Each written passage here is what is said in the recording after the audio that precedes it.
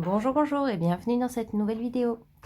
Alors aujourd'hui, je voulais vous présenter un petit projet donc, qui est en fait une boîte pour carte étape pour bébé. Donc du coup, c'est une boîte qui se présente comme ceci. Voilà, tout simplement. Donc j'ai utilisé du papier bleu texturé pour la couverture et toutes les découpes sont faites dans du papier de la collection Un air de naissance de la Fée du Scrap, donc la version garçon, et du papier, vous voyez, qui a un effet très brillant, que j'avais eu, que j'avais commandé chez Scrap Enjoy à l'époque. Et donc c'est le modèle blanc, irisé du coup. Donc ça se présente comme ceci.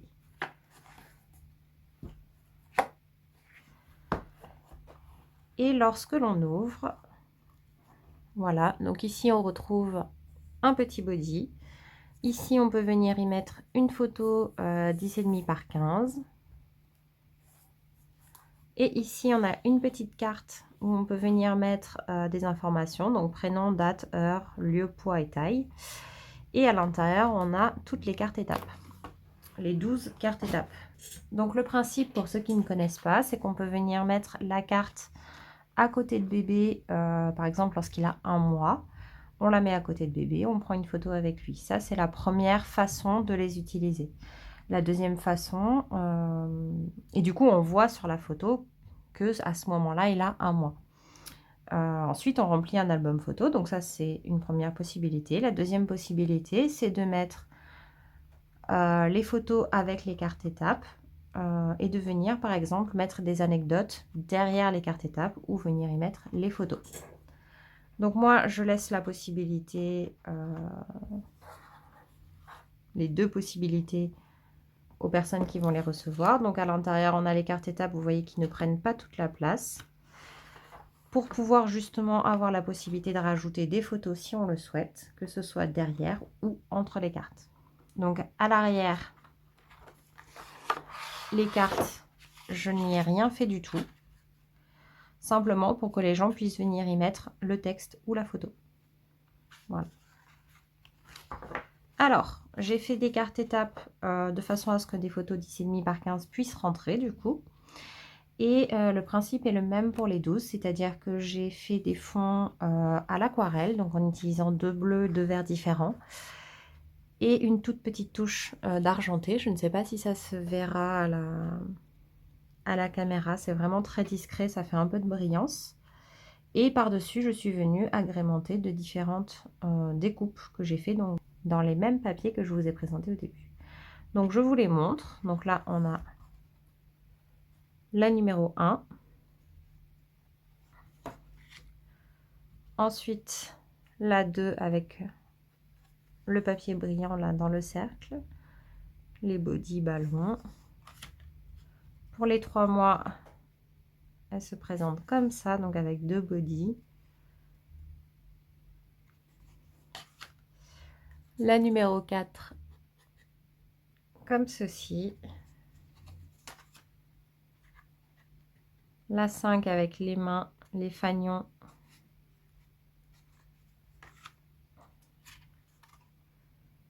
Les 6 mois.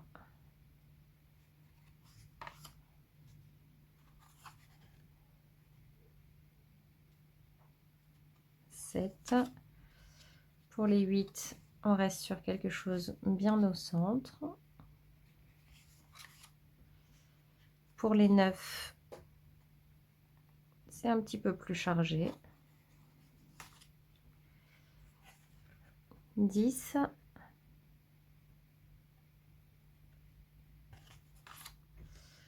La 11 avec l'étoile et la main. Donc là, le papier, il y a écrit famille sur celui-ci. Et enfin le 12 avec les 2 body, la main et le gros ballon. Comme ceci. Et donc le tout rentre dans une enveloppe. en fait, hein, c'est une base d'enveloppe. Et on peut refermer la boîte comme ceci. Donc là, c'est une couverture rigide par contre, en carton. Donc, ce que je vais vous proposer aujourd'hui, c'est qu'on fasse ensemble, donc là j'ai fait une version avec la collection Un air de naissance garçon. Donc je vais faire la même chose avec Un air de naissance fille. Et donc ce que je vais vous montrer, c'est pas la couverture parce qu'on en a déjà fait pas mal. Donc je vais vous montrer juste la petite subtilité au niveau de du recouvrement de cette couverture. Par contre, on va faire l'enveloppe. Donc je vais vous montrer l'utilisation de la Multipurpose Scoring Board de chez Artemio. Et on va faire un fond aquarelle. Voilà, et bien écoutez, n'hésitez pas à vous abonner si ce n'est pas encore fait pour ne pas manquer les prochaines vidéos. Et nous, c'est parti pour le tuto. Donc, on commence du coup par les cartes étapes. Donc, moi, j'ai déjà préparé donc les découpes. Donc, en fait, ce que je fais, c'est que je choisis des papiers de la collection qui me plaisent, des papiers également un peu plus neutres. Donc là, toujours le blanc brillant et du rose. Cette fois-ci, qui va avec. Et en fait, ces deux papiers-là vont me permettre d'agrémenter en ayant autre chose que des motifs. Donc j'ai fait toutes mes découpes dans tous les papiers. Donc vous voyez, donc les chiffres, les bodies, les ballons. Moi, je préfère fonctionner comme ça, parce que comme ça, une fois que j'ai mes cartes sous les yeux, je peux venir agrémenter directement sans me dire « Ah ben là, je mettrais bien un body, il faut que j'aille faire la découpe, etc. » Je préfère tout découper à l'avance. Donc pour information, j'ai découpé dans 3 papiers déco et 2 papiers neutres. Le bleu, ça doit être à peu près pareil. Il m'en reste quand même un peu. Mais bon, je les réutiliserai, moi je sais, pour d'autres projets. Donc déjà, pour les cartes étapes, on a besoin du coup de papier aquarelle. C'est important d'utiliser du papier aquarelle pour qu'il ne gondole pas. Donc là, moi je vais utiliser le papier aquarelle de chez Canson. Donc c'est le XL aquarelle. Il a un grain fin, c'est un papier à fort grammage. Voilà, et donc c'est du papier A4 qui fait donc 300 grammes par mètre carré. J'aime bien avoir des cartes qui sont bien épaisses pour celle-ci. Donc tout simplement, je préfère travailler directement sur les cartes puisque je n'ai pas envie que le fond aquarelle touche les bords de la carte. Mais si vous voulez que le fond aquarelle soit vraiment sur l'entièreté de la carte, vous pouvez bien entendu travailler directement sur la feuille et venir découper ensuite. Donc là, hop, je récupère une feuille. Et donc je vais aller découper dedans. Donc dans une feuille A4, on peut découper 2 cartes qui font donc 11 par 16. Donc voilà, mes cartes sont découpées. 2 morceaux de 11 par 16. Hop, je vais venir les mettre sur un sopalin. Donc bien sûr, il en faut 12. Là, on va juste en faire 2 ensemble. Mais bien sûr, il en faut 12. J'ai récupéré également un petit pot d'eau. Et 2 pinceaux à aquarelle.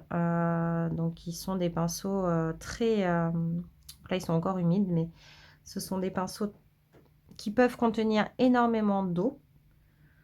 Pour faire les fonds, je trouve que c'est ce qu'il y a de mieux. Donc j'en ai un plus gros et un plus petit. On a besoin également d'aquarelle. Donc j'ai mes 2 petits godets dorés et argentés. Et on va utiliser la palette Winsor & Newton. Je ne sais pas si elle existe encore parce que ça fait des années que je l'ai. Donc j'ai mon petit nuancier que j'avais fait à l'époque. Et donc quand on l'ouvre, elle se présente hop, comme ceci. Donc là, moi j'ai envie d'utiliser l'Alzarine cramoisie, qui est cette couleur-là. Et j'ai envie de la mixer également avec une toute petite touche de bleu. Et on viendra y mettre également une petite pointe de vert, puisque dans les papiers de la collection, il y a du vert également dans certains papiers. Donc j'aime bien rappeler un petit peu les couleurs existantes. Et cette fois-ci, on ajoutera des petites pointes de doré. Donc c'est parti. La première chose que je fais, c'est de venir activer mes aquarelles. Donc pour ça, je viens simplement mettre de l'eau sur les couleurs que je pense utiliser. Donc le vert, le bleu. Donc c'est le vert de vessie que je pense utiliser, ainsi que le bleu outre-mer et la couleur dorée. Voilà. Là, je vais venir prélever des pigments en quantité, puisque je vais essayer de faire en fait un petit mélange. Donc là, c'est pas mal. Voilà, et dedans, je vais venir ajouter une toute petite touche de bleu.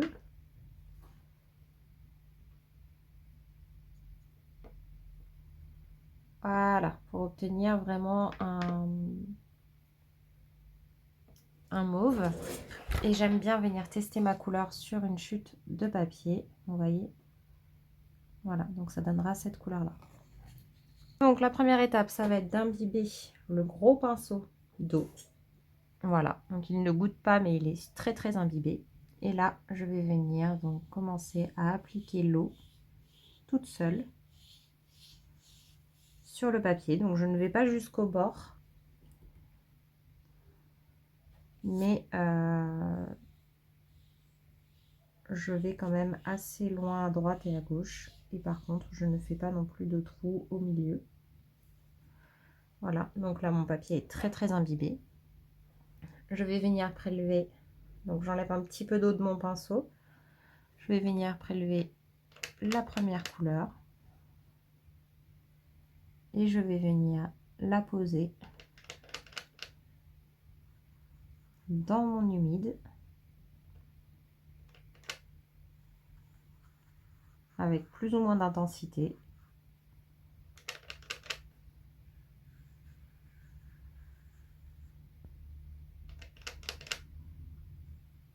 Et je laisse l'eau diffuser la peinture. Ensuite, je vais venir prélever la seconde couleur et je vais venir simplement rajouter des endroits avec cette couleur là. Donc mon papier est en train de gondoler bien comme il faut. Donc une fois qu'il sera sec, il sera beaucoup plus plat et après de toute façon on peut l'aplatir. Si c'est quelque chose qui vous gêne, il ne faut pas hésiter à venir scotcher les bords de votre papier avant, donc sur votre tapis de découpe, sur votre plan de travail ou peu importe, de façon à ce que le papier reste bien à plat pendant la pose de la peinture. Donc voilà. Donc là, j'ai mes deux couleurs qui sont posées. Donc afin d'éviter d'avoir des taches, je vais venir avec un sopalin simplement prélever sans trop toucher le papier, mais en touchant les gouttes d'eau qui sont sur le côté. Et je vais venir prélever le surplus d'eau pour éviter que ça ne fasse des taches. Alors attention, je ne suis pas du tout experte en aquarelle, hein. C'est juste ma façon de faire. Et je suppose qu'il y a des meilleures méthodes. Mais voilà, moi c'est le fond que j'ai envie de faire aujourd'hui. Vous pouvez également le faire au pinceau, ça marche très bien. Ensuite, on va venir, donc là je lave mon petit pinceau et je vais venir prélever cette fois-ci du vert et je vais venir tapoter comme ceci pour venir faire des gouttes. pendant que c'est encore humide. Voilà, donc le vert va se diffuser dans le rose discrètement. Et je vais faire exactement la même chose, mais cette fois-ci avec le doré.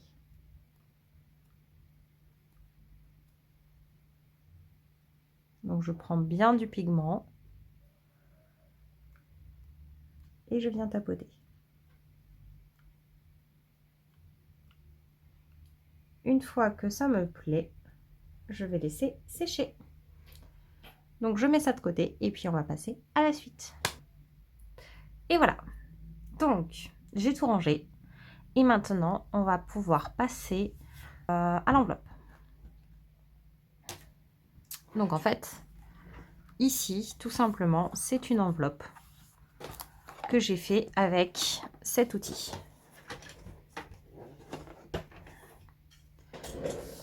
Qui ne rentre absolument pas dans le cadre. Donc c'est la Multipurpose Scoring Board de chez Artemio que j'ai depuis pas mal de temps maintenant. Mais je pense que toutes les scoring boards comme ça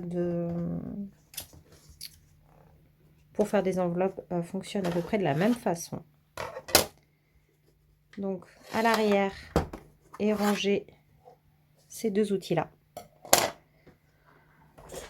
Et on va s'en servir pour faire l'enveloppe en question. Mes cartes font 11 par 16.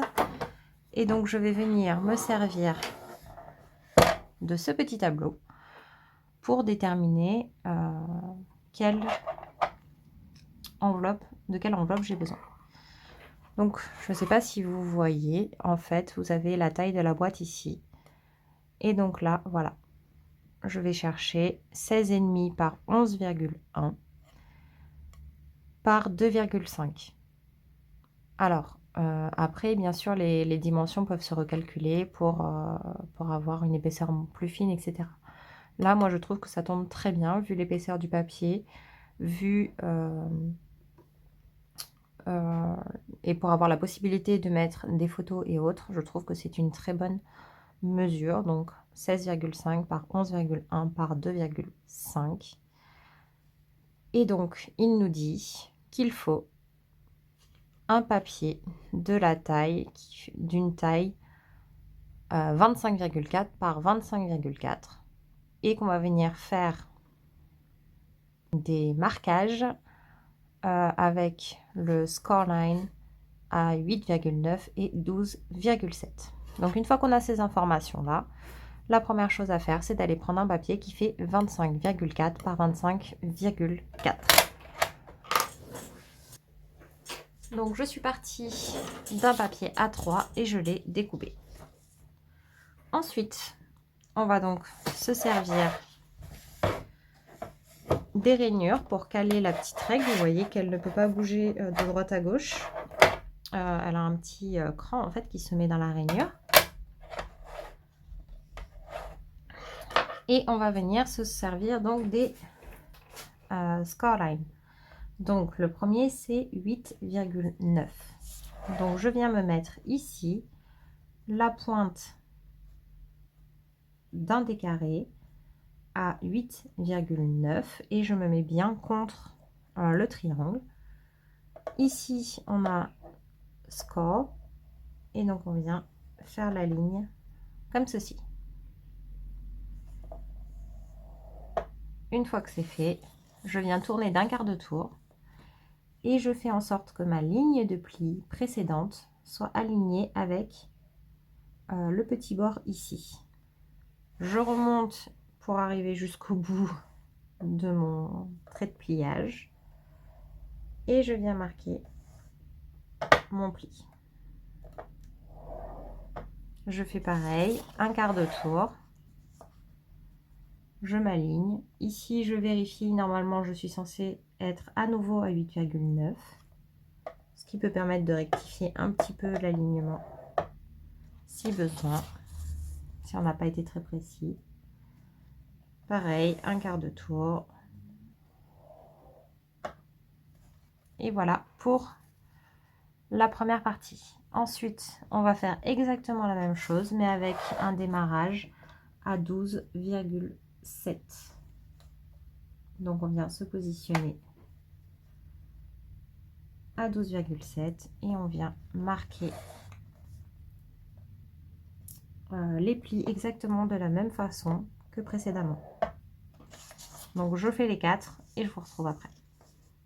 Voilà, tous mes plis sont marqués. Maintenant on peut ranger la table de rainurage et venir marquer les plis que l'on vient de faire. Une fois que c'est fait, on va pouvoir se munir d'une paire de ciseaux. Et sur le grand côté, comme ceci, je vais venir découper sur le pli intérieur. Je vais découper jusqu'au deuxième pli, comme ceci. Et là, je découpe ici également. Je fais pareil de l'autre côté, donc jusqu'au deuxième pli.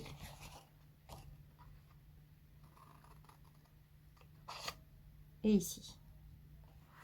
Ensuite, on va venir enlever les petits triangles. Donc je viens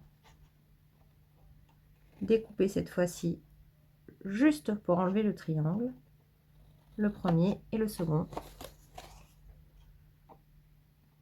Et à nouveau, voilà. Donc ceci, ça va être nos languettes de collage quand on va fermer. Par contre, ici, vous voyez que je n'ai pas laissé les languettes. Du coup, de l'autre côté, donc là j'ai retourné mon papier, donc les languettes qu'on avait découpées étaient ici. Je viens faire exactement pareil contre le pli intérieur, donc je viens découper directement jusqu'à la deuxième ligne. Et là, je ne m'embête pas, je fais exactement la même chose pour retirer l'entièreté du grand triangle.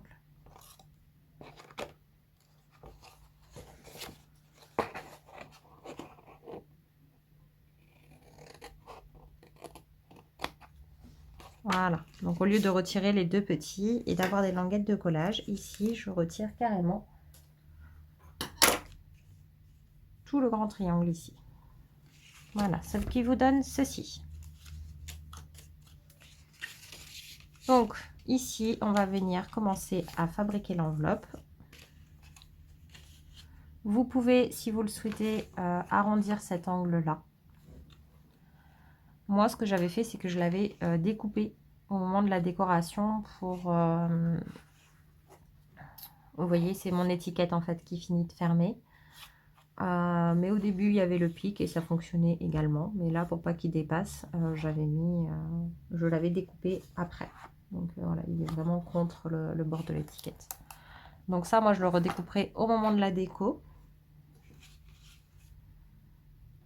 Et donc là, on va venir, donc le principe ça va être de venir fermer comme ceci. Donc on va venir mettre de la colle ici.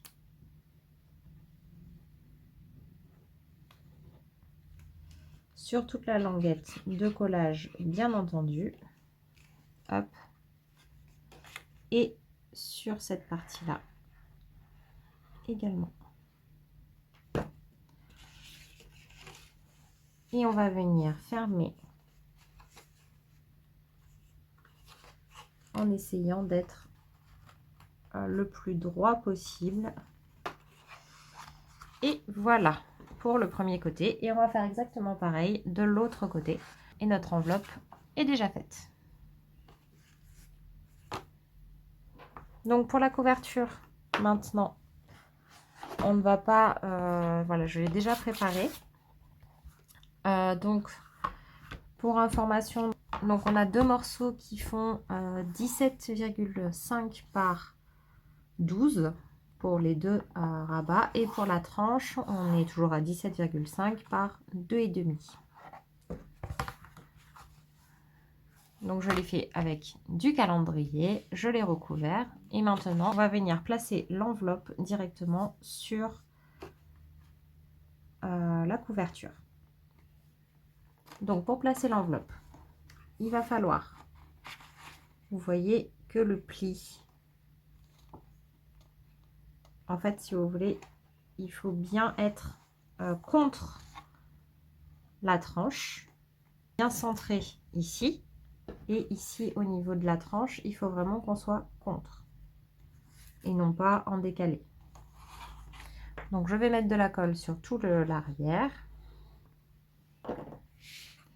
Et je vais venir me positionner. Donc, ce que je fais, c'est que je n'hésite pas à fermer un peu ma couverture. Et je me positionne de façon à ce que je puisse faire un angle à 90 degrés. Que ça ne gêne pas, mais qu'on soit vraiment contre le bord. Une fois que je suis satisfaite, je viens bien à l'intérieur de l'enveloppe aplatir. Voilà. Et maintenant,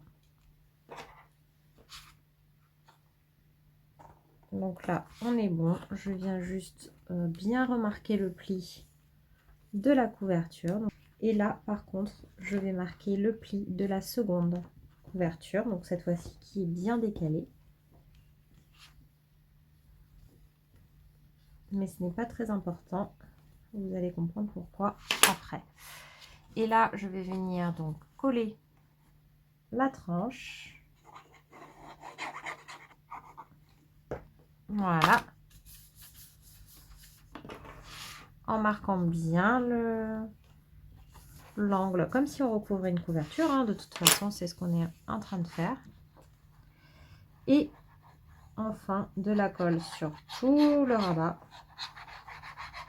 De façon à vraiment intégrer cette enveloppe dans la couverture. Hop. Voilà.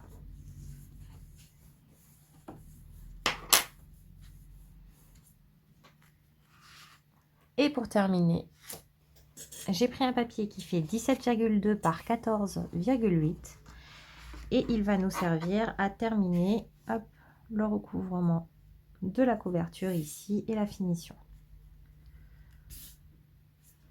Donc on va venir le positionner comme ceci en faisant bien attention à nouveau de bien marquer le pli ici.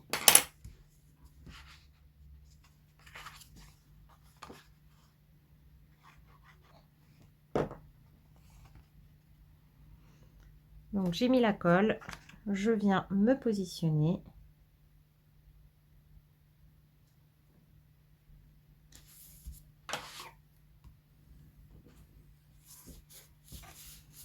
J'aplatis bien des deux côtés et je marque bien le pli.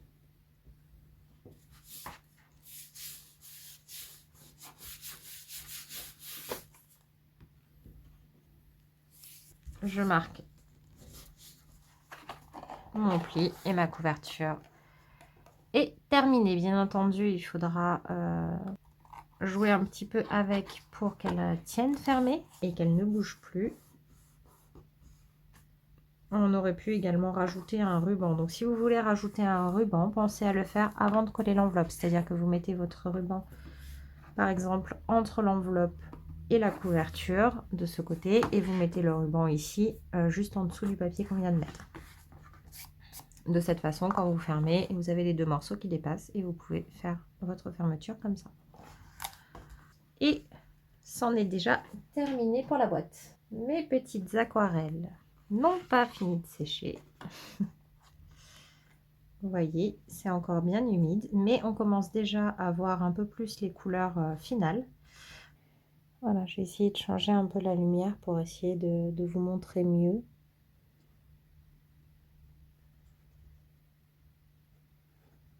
Donc, je ne sais pas si vous verrez les reflets. Donc maintenant, il ne reste plus qu'à faire les 10 autres cartes, faire la décoration et ça sera bon. Donc là, je laisse libre cours à votre imagination pour faire toute cette partie. En tout cas, j'espère que cette petite vidéo vous aura plu et qu'elle vous aura inspiré. On peut faire ce modèle-là pour bien sûr autre chose que pour des naissances. On peut le faire simplement avec des jolies cartes décorées et à l'arrière, pareil, des photos ou des petites anecdotes. Sans que ce soit pour un événement en particulier. Ça peut être également lors d'un voyage, c'est-à-dire de faire des cartes pour chacune des villes visitées par exemple, ou pour chacun des lieux. Donc on peut dire, voilà, ça c'est musée un tel. Et pareil, faire un peu de journaling à l'arrière, ou y mettre la photo correspondante. Voilà, il y a plein de possibilités avec ce genre de petites cartes, mais après, c'est libre à chacun en fonction de ce qu'il a envie de faire, en fonction de ce qu'il aime. Et bien en tout cas, je vous remercie d'avoir regardé cette vidéo. J'espère qu'elle vous aura plu. N'hésitez pas à mettre un petit pouce en l'air si c'est le cas et à vous abonner si ce n'est pas encore fait. Nous, on se retrouve mardi pour la prochaine astuce et vendredi pour la prochaine création. À bientôt, bye bye!